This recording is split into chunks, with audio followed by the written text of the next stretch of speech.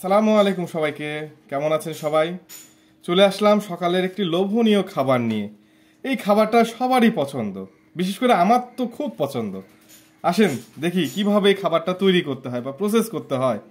আমি সর্বপ্রথম এই একটা শুকনা মরিচ নিলাম, এটা একটু লবণ দিয়ে একটু গুঁড়া করে নিচ্ছি আর কি। হালকা লবণ, লবণ আপনাদের স্বাদ মতো আর কি। এই যে লবণটা নিয়ে কিভাবে ভাঙতে হয় দেখেন।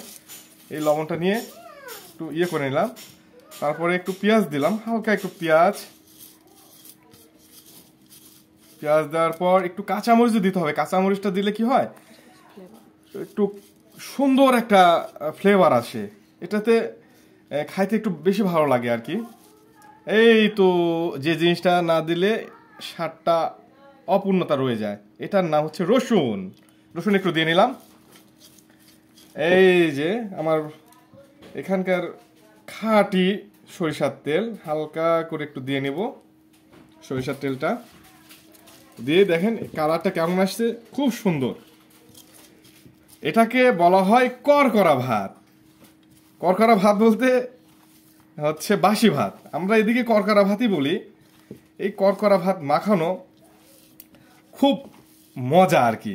যারা খাইছেন বা যারা খান তারাই জানেন যে এই ভাত মাখানোটা কেমন মজা এবং কত স্বাদ।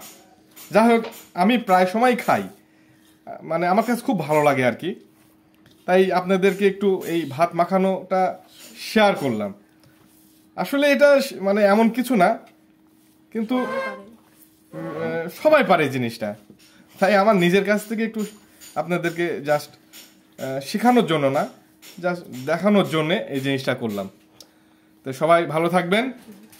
আমি টেস্ট করে দেখবো যে আসলে কেমন হয়েছে, স্বাদটা কেমন। যাক, বিসমিল্লাহ। মাশাআল্লাহ, অনেক মজা। আপনারা সবাই ট্রাই করবেন, আমার জন্য দোয়া করবেন। বাই।